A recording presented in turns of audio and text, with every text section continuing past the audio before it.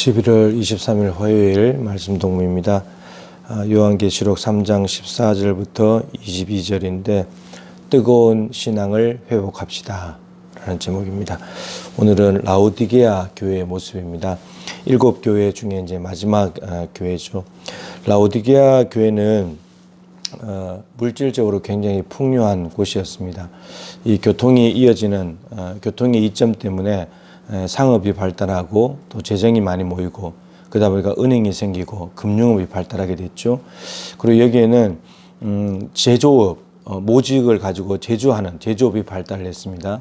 그리고 또 무엇이 있었냐면은 의술, 의과대학이 있었습니다. 그래서 안약을 많이 개발하면서 아주 이제 의학적으로도 뛰어난 곳인데 그러다 보니까 도시 전체가 이제 물질적으로 풍요로워졌죠. 그러다 보면 교회 안에도 당연히 이제 풍요로운 사람들이 들어오겠죠. 부자들이 들어오는 겁니다.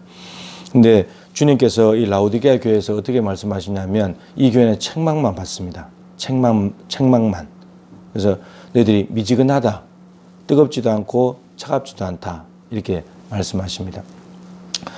이것은 이제 그 당시에 그 라오디게아의 위치에 주변 환경을 가지고 주님이 이제 빗대서 말씀하신 것인데 거기는 온천이 있었습니다.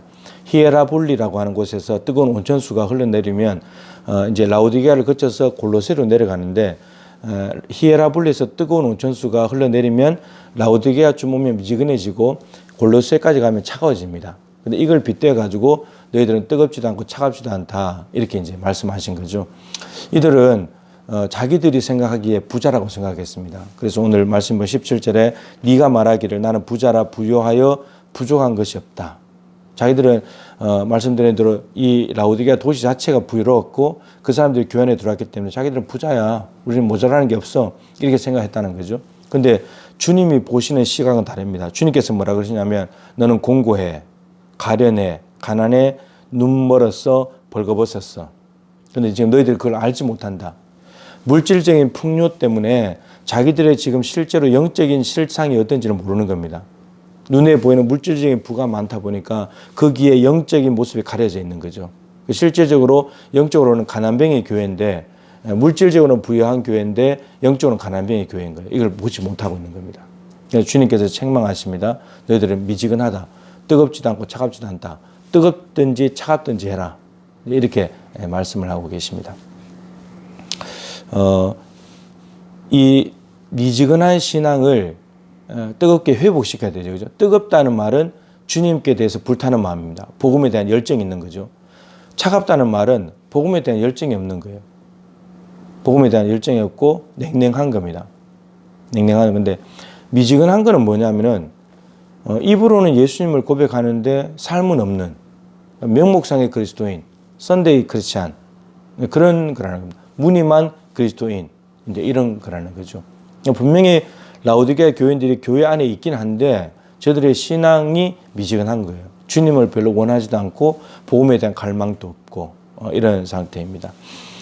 여러분 미지근한 거하고 차가운 거하고 어느 게 더 문제가 있을까요? 차가우면 복음이 한번 짚혀지게 되면 이거는 뜨겁게 변화될 수 있습니다. 세리들, 죄인들, 바울처럼. 근데 미지근하면 골치 아픕니다. 관심이 없기 때문에. 여러분 무관심한 거하고 적대하는 거하고 예수님에 대해서 무관심한 거하고 예수님을 적대하는 거 어느 게 더 심각할 것 같습니까? 적대하는 게 심각할 것 같죠? 아니요. 적대하는 사람은 예수님이 한번 만나줘 보니 바울처럼 바뀌어질 수 있습니다. 근데 미지근한 사람은 무관심한 사람은 이거는 바꿀 수가 없습니다. 힘듭니다. 그러니까 미지근한 거 차가운 것보다도 미지근한 게 더 문제고 적대하는 것보다도 무관심한 것이 더 문제입니다. 그럼 이걸 어떻게 해결해야 될 것인가? 주님은 분명히 말씀하신다. 책망하신다고. 너희들 회개해야 된다. 회개는 재창조하는 거거든요. 너희들 다시 새로워져야 돼. 근데 새로워지는 방법을 가르쳐 주십니다. 주님께서 이렇게 말씀하십니다. 불로 연단한 금을 사서 부유하게 해라. 이들은 금을 가지고 있습니다. 눈에 보이는 금덩어리. 그런데 주님의 처방은 뭐냐면 불로 연단한 금을 사서 너희들을 부유하게 해라. 눈에 보이는 금으로 너희들 부유하다고 말하는데 그 부유함 말고 불로 연단한 금을 사서 부유하게 해라. 이 말은 뭐냐면 불로 연단한 금은 순수한 믿음을 말합니다.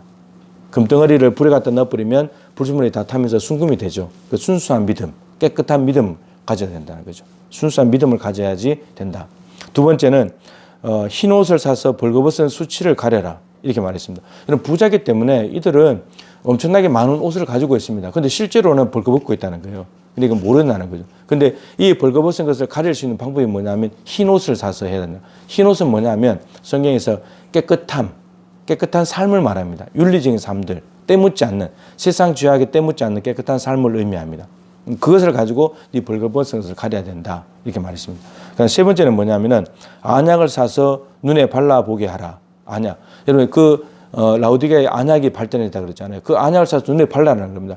이게 실질적으로 안약을 발라서 눈을 깨끗하게 하는 말이 아니고 영적인 눈이 어두워져 있기 때문에 이 비늘을 벗겨야 된다는 거예요. 비늘을 벗겨내고 영적으로 비전을 올바로 봐야 된다는 거죠. 엉뚱한 걸 지금 금이나 눈에 보이는 돈에다가 지금 눈이 거기에 욕심이 멀어져 있기 때문에 네 눈을 영적으로 바로 떠서 바른 것을 봐야 된다. 이것을 말씀하십니다. 순수한 믿음, 그 다음에 깨끗한 삶, 그 다음에 영적 비전. 근데 주님께서 아주 중요한 말을 했습니다. 내게서 사야 된다.